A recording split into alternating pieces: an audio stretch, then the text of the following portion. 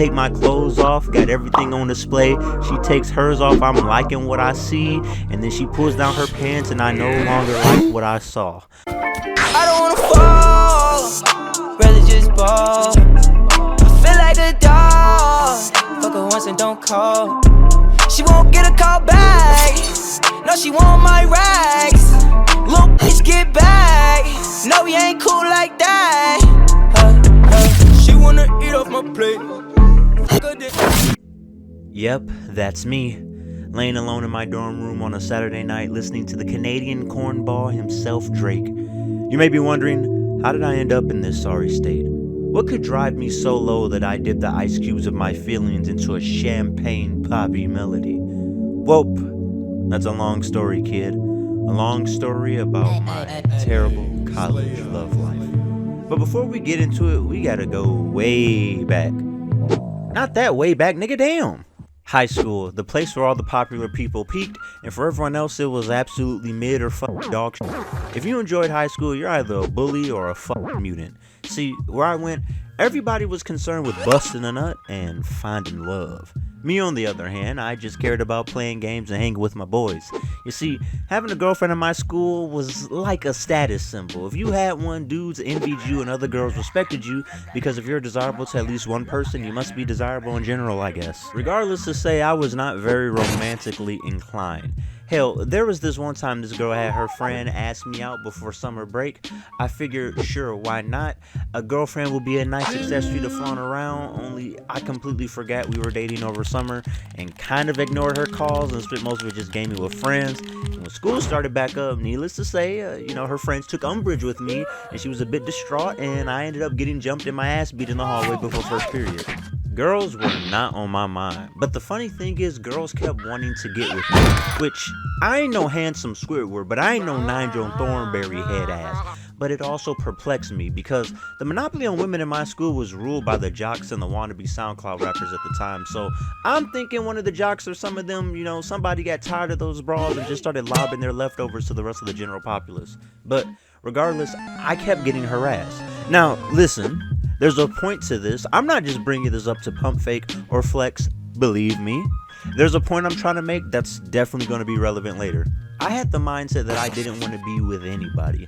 I made no efforts to get in a relationship, yet despite this, girls would just harass me. Not random girls, but girls that I knew that were in my friend circles. But regardless, they would randomly kiss me when I'm looking away, shoving their fingers up my butt and in my mouth when walking in the hallway, sniffing me, telling me how good I smell, and just generally being too close in my fucking orbit. Then I had a theory. A theory I went on to later name the inverse ovary attraction theory. And this theory states that the more standoffish and disinterested you are in female attention, the more it will be drawn to you. Bullshit, you say, but when I noticed this, I decided to put it to the test. There was a girl in one of my friend groups who was kind of a dick to me. But I ain't even gonna lie, I was low-key feeling her. I'd always do the lame nigga, can I get a hug around her, compliment her a lot, and just generally being all up in her ass. But eventually, I got tired of her mid-ass attitude towards me. I started just saying, fuck her. So for about a week, I stopped gassing her up and giving her attention, and then, what do you know? I'm getting them hey text messages. But I keep it going. So one day, I'm in the doorway talking to my friend while he in his chemistry class before I gotta go to wherever the fuck I need to go to at the time, where usually I greet the girl in question first and then chop it up with the homie. I just ignored her. And this other girl joins in our convo to tell us, she saw our YouTube video me and my dude made, and she thought it was funny, showing us some love and shit.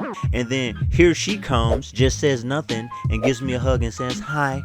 And I was like, oh my God, I was right. I've cracked the code. I understand women. I figured out the mysteries of the mythological woman. Spoiler alerts, I didn't. No, the fuck I didn't. But at the time I thought I did, but I didn't. Unfortunately, women are not a monolith and don't all think the same. And as much as I'd like to extrapolate my sample size, of women that confirmed my theory and put it to the general populace, that's just not how it works, even though it would be a lot fucking easier if it did. Fast forward, I graduate high school and the standardized test it wrote in on. I'm in college on my own, doing my own thing, still kind of get it adjusted. And after a few months hanging with the boys and staying up all night playing games, it just wasn't doing it for me anymore. My childhood fancies were no longer hitting the same itch. I started to long for companionship. Now, I don't know if it was the brain, the heart, or my USB dongle fueling this desire, but something had your boy going like, I need me a woman. So I brought out old reliable and employed the inverse ovary attraction theory, and that shit did not work. Shit, I was out on the Esplanade in the middle of campus radiating I don't give a fuck energy, and I wasn't getting shit. I went pussy fishing and came up dry. Maybe the universe knew that I genuinely wanted female attention now, and because of that, it threw the whole theory off. Who knows? But this wasn't the halls of high school. This was the campus of college. I wasn't just competing against old Jimmy Schmidt and Tyrone who slangs dick. I was going up against foreign mofos, motherfuckers with good hair from across the globe, D1 athletes, engineers, the whole shebang. Putting in the bare minimum was no longer gonna cut it. I was gonna have to put in effort. Something I've never had to do in terms of relationships because I never wanted one until I did. It wasn't enough anymore to beat my meat into my sheets and go to sleep. I needed some body heat. And it wasn't until one night where I was alone in my dorm and my neighbor was clapping some cheeks. And I heard it through the wall. My man was grunting, all feral, primal like. I hear the bed damn near destroying the wall. It sounded like Armageddon over there. He put it in the most work. So I thought, because, then I heard the girl say, look, if you're not gonna try, I'ma just leave. Bruh. I took AoE damage from that shit. I felt that nigga's pain from that shit. But then I thought to myself, if that man can get cheeks, I can get cheeks. Which is probably the worst takeaway from that, but fuck it, it was my logic. So, I decided, to get the confidence up and start going on, dates, asking people out. And these get progressively worse in retrospect. This is probably one of the most tame encounters, which I fucked up myself via my own immaturity, I guess. But anyway, I meet this girl in comms class. We get to talking, and she seems sweet. She seems agreeable. I didn't have a car at the time, and I didn't really feel like venturing too far from campus. She was down with this. We agreed to meet at the campus food court. I get there and there's not a lot of people there, but a good amount, and there was just some badass fucking kids just running around tearing shit up, being all loud and obnoxious. I ignored them along with the rest of the crowds and find her and sit down and get to chatting with her, and the conversation's going good. It's going all right. We start shooting this shit, we laughing, she smiles, it's all good times. Then I get distracted by them bad, loud-ass kids, throwing shit out the window and just, thinking, dear God, kids are fucking goofy, and I'm glad I ain't got to deal with them little shits. But then it's like, I see them look over here and make direct eye contact with me, and then they run up to our table, and I think they about to just randomly fuck with us. But then they turn to the girl and say, oh, mommy, is this going to be our new daddy? And she laughs and tells them to go back playing. Well, I wasn't laughing, and I wasn't up for no playing. So I said, fuck all that at the time. So I got up and said, this ain't gonna work, and just dipped the fuck out of there. I could barely take care of myself at the time. I looked like being a stepdaddy. That shit was a trap, and I almost got caught in that shit. Nope.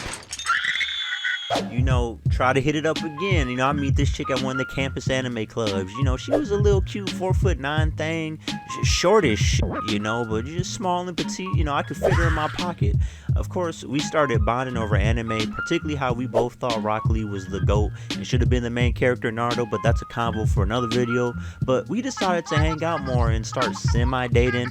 One thing I didn't notice at the beginning that became very much so apparent later on was that she was a fucking talker.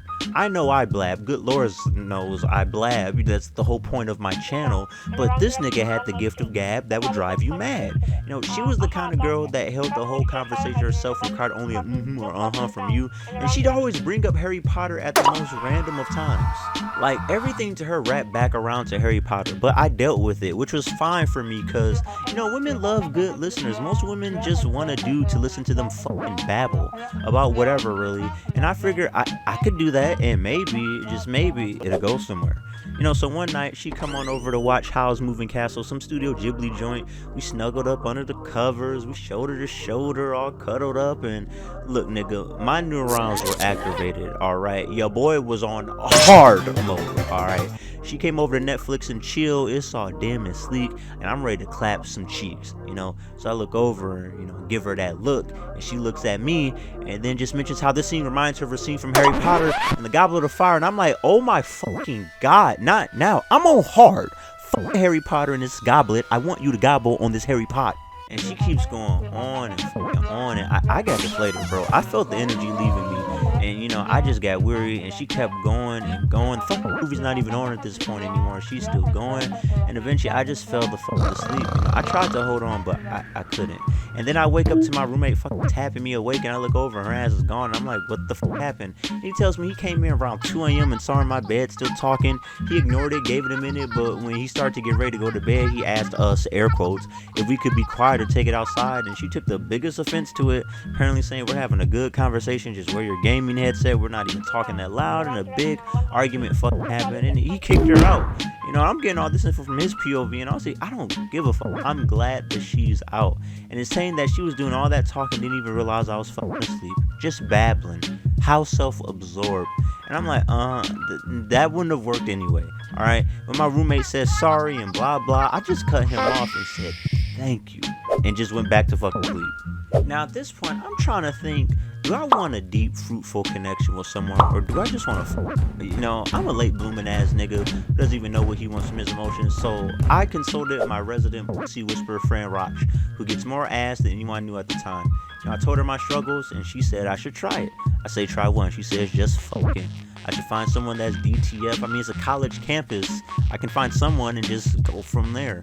No connection, no nothing. It's what she does, and admittedly, it's been working for her since we got on campus. She was the stud savant. But it made me kind of nervous because as I recapped in my high school endeavors, I wasn't interested in women. So essentially at this point, I was a flat-out virgin. I didn't know anything about fucking. Everything I knew or thought I knew was from vids from X-Hamster. There's no goddamn way my dick was gonna bend the way them dicks was been in them videos. But I kept this to myself and told her, fuck it, sure, So she took me on a night of the town. We hit up a frat party, She basically pushed me into the social deep end because she found her some groupies and went off to do her own thing and shooed me off to do mine. So as I'm wandering around, I eventually catch out of this, pretty little blonde girl, and she pulls at me, tells me she likes my outfit. I say the same, and we exchange some meaningless dialogue, but then she eventually asks if I want to make out. I hesitate. I look over at Roch and affirm my decision. I say yes, and we start making out. And it became readily apparent that this motherfucker was down in them hoes, bro, because I inhaled a whole distillery of White Claw sucking face with her. But also, like I said, I didn't date much before this, so I don't know what to do with my tongue while making out. I'm basically jousting with this broad's uvula. I don't know what the fuck I'm doing. But eventually she pulls off me and grabs me by the arm and leads me to the upstairs of this house. I look back down at Roch and she catches my look, gives me a thumbs up, and I'm going up there, I'm starting to think, this clearly about to lead into some freaky stuff. And I'm wondering, like, do I want my first sexual experience to be with some random half-buzzed white girl on some random frat party on a random Thursday night? Unfortunately, none of these thoughts are being processed by the head that was required for the processing at the time, so I just go with it. So she pulls me into the bathroom, we do a little more making out, she leads me to sit down in the toilet, she starts unzipping my pants, and I'm thinking, holy shit, I'm about to get top. Like, it's about to happen. Oh shit, I don't know what to do. Like, should I give her a little pat slap on the face with it? Like, do I pat her on the head like she's a dog? And I don't know what the fuck to do. But I figured this is more of a passive, activity. I really just gotta sit here and just, enjoy the show. And as I look back down, and as she's, pulling me out, I look at her and I'm like, are you okay? Because she's looking kind of fucked up. And she says, yeah. And I'm like, you sure? Because again, you're looking kind of fucked up. And she kept insisting she was fine, and she was not fine. The bitch threw up all on my lap, all on my head. And I just sat there. I just sat there and stared as my manhood was covered in regurgitated White Claws and most likely Starbucks mocha lattes. And I'm just thinking, God hates me. I have sinned or pissed this nigga off, and this is divine retribution for something.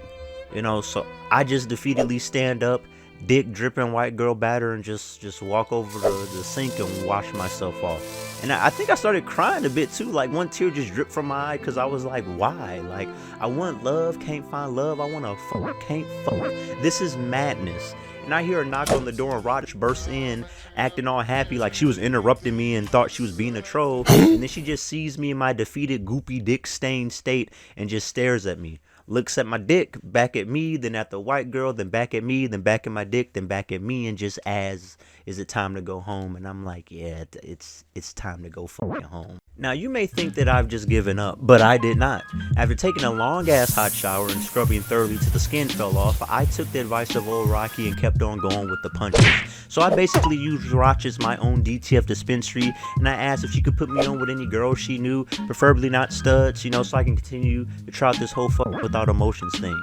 And she hooks me up with this one girl who, by her own admission, was a free spirit, and from my mind, that just means she's a hoe, but I'm a hoe too, so we can just hoe it the fuck up, so that's cool with me, so regardless, we skip the BS and get right into talking about doing the deed, and she asked if I eat out, and me capping out my ass said, yeah, I eat out, I've done it before, cap, and she said, after classes, if I want to, I can come over and nibble on some carpet. My words, not hers. And I'm like, sure, why not? And the whole day, I'm just thinking about what I've committed to. I don't know how to eat box. Why did I lie? Why did I cap? I don't know what the fuck I'm doing. Whole time I'm feeling like J. Cole. I ain't never did this before, no. And I'm thinking eating out is foreplay for what's to come, which I also haven't done. So I'm trying to recall the knowledge I've learned from X Hamster, X Videos, Pornhub, Spank Bang, all that to prepare myself. Class is over, night comes, I head over to her dorm room. We start talking about useless shit, and then after a while she gives me that look. So we start kissing and shit. And then I'd like to say she gently guided me down to her nether regions, but no, that nigga had that gorilla grip. I thought she was about to crush my fucking skull. She damn near forced me into that gooch. I was about to eat that shit whether I wanted to or not. So as I'm down there looking at the eye of the beast, I'm thinking, I have no clue what the fuck I'm about to do down here, homie. I employed all the tactics I learned from the greats. I tongue blasted like Yoshi and started tongue flailing like I was SpongeBob getting ready to play the clarinet. I had no clue what I was doing, but then I started to taste liquid, so I was like, okay, I must be doing something right, like she got some gushy going on. But then I noticed these juices taste rusty, like copper, like I was sucking on a fucking penny. So I pull back and I just see blood.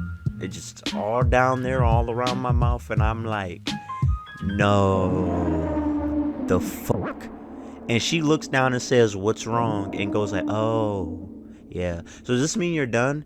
Oh my, oh my fucking God, bro. Am I done? Am I fucking done? This bitch had me making love to a broken ketchup bottle. And she's like, am I done? As if I'd fucking continue. I've never wanted to shoryuken a woman more than I did in that entire fucking moment. I am not a woman. I do not have a vagine. But I'm pretty sure you motherfuckers run on cycles. You know when it's going to happen. Probably not precisely, but a general idea. I was bam fucking boozer. I went the fuck off and got the hell out of there, bro. And so I left, rinsed the fuck out of my mouth with every goddamn cleaning thing I could find. I told Roch this, and she thought that shit was funny, calling me Count Blackula and shit. I wanted to beat her ass too. As a DTF provider, I give her services and her fucking clientele a 0 out of 5 fucking stars. And you might be thinking now I've given up, but I haven't. My resilience is cockroach made. I'm not giving up yet. Yes, these stupid, gross, disgusting fucking occurrences are happening, but it can't be forever. There has to be an eventual win. If everyone had terrible luck like this, no one would be born. I wouldn't be born. It's clearly possible to have a loving relationship and or a normal fucking sexual experience. It's clearly possible. I just have to keep trying. I should have gave the fuck up. So a week goes by me just giving the fuck up on this madness. I'm just keeping to myself. I'm just chilling. And one day while I'm on the campus Esplanade, I see this one girl and I say, sure, why not? I spit some game and we hit it off, and it goes from there. We hang out, we chill, we game, and then things start getting a little more personal. We start talking about sexual and goofy stuff. I tell her about all the dumb shit I've encountered in my dating life. I tell her the highlights, and she finds it funny, which in retrospect, I guess it is. At the time, it was fucking not. How I avoided catching something is beyond me, but I wish my luck extended just past that alone. But as we delve deeper into these sexual topics, she asks if I'm a top or bottom. Now listen, at the time, I thought this meant that if you're a top, you're the one who rides on top. And if you're a bottom, you're the one that's on the bottom getting rode on. I was a fucking inexperienced virgin. Don't you judge me. Don't you shame me. I was just a fucking baby. So I say about him, and she asks if I'd want to do the deed, sometime if I'm up for it. And I'm like, yeah, I like her. It's been going on a few weeks now. Things are great. She seems normal. I haven't heard shit about her period in the time that I've known her. Sure, why not? A couple days go by, we link up. I meet at her dorm while her roommate's out, and of course, we start kissing. No gorilla grip into the box, no kids popping out of anywhere, not a whiff of a Bloody Mary. She seems sober. It's all going right. I take my clothes off, got everything on display. She takes hers off, I'm liking what I see, and then she pulls down her pants, and I no longer like what I saw. A big old log of a dick and some boulder nuts just flop down. By a very insultingly large margin, mind you. And she asks if I'm ready. And me still coming to terms with what the fuck is going on. As ready for what? And she says, to receive me to bottom. And that's when it clicked. And I was just like, no, I'm not doing this. I don't give a fuck if it's a misunderstanding. I'm irritated. I'm not about to let you fuck in my ass. My butthole is an exit only. It is a do not enter. I get sore when one of my turds comes out too wide. Ain't no way I'm letting this nigga stick the Empire State up my shit. And I'm like, I don't want to do this. This is a misunderstanding. I didn't know you were trans, and I definitely didn't know you wanted to fuck me in the ass. And then she goes off, starts calling me a bigot, and I'm transphobic, saying I was down to fuck, but now that I see she has a dick, I don't want to anymore. And I'm like, yes. I thought there was only one dick going into this equation. Now you add yours, and now it's dick squared. I didn't know this was the math problem I was signing up for. And I'm trying to say I'm not transphobic. I'm none of that. I just don't want to get fucked in the ass. I wasn't mentally aware that you were coming into this encounter with the peripherals you were coming into this with. I thought this was a one joystick co-op game. I didn't know you was rolling up with the adapter. Regardless, I'm putting my clothes back on, but this motherfucker is still yelling and calling me transphobic and a bigot. I'm like, I don't fucking care at this point. I just want to leave. But then there's a knock on the door, and it's the fucking campus security who are doing rounds and heard all the noise, and she answers the fucking door with her dick still out, telling them I catfished her, bitch, cap, reverse, and I'm this and that, dick just flanging. I'm trying to leave, and they're like, no sir, stay here. What dorm do I stay in, sir? What's your student ID? What's my number and shit? And ma'am, please put some clothes on. And I'm just fucking trapped and embarrassed. I wanted to jump out that fucking dorm window like I was Crash Bandicoot. I didn't give a fuck if it was the 7th floor. I wanted out. But eventually she gets told to put on her clothes and everything gets resolved, air quotes, and I'm like, allowed to leave, and she calls me a fucking prick on the way out, which was the problem. I didn't want to get fucked by her prick. That was the whole problem. So as I'm walking back to my dorm late as fuck, I'm just defeated. I'm depressed. I think I was crying a bit again, and I just stick my middle finger up and say, fuck you, God. And God probably like, what do you say fuck me for? I ain't got shit to do with this. But anyway, I returned to my dorm, defeated, weak, and I just strip and collapse in my bed. Which brings us back to my sorry state of affairs in the beginning. My fledgling love life was trash, and I had given up on all hope. But then there was a knock on the door, and I forced myself to get up to open it. And when I do, it's one of the security guards that knocked on the door back in Penny the Pie Pricker's dorm. And apparently I left my meal card in her dorm, and she was returning it to me. And I say thanks, and I do a double take, and I'm not gonna lie, I was thinking she was kind of cute. Now you may be wondering, did this lead to anything? And the answer is yes. You may also be wondering, was the result good? And the answer is, of course it fucking wasn't. If you know anything, know that as far as college was concerned, matters of the heart and sex were terrible for me. And it all fucking sucked. But that's for a part 2, because for now, I'm done retelling and reliving this shit. And shit, honestly, I think I might need therapy.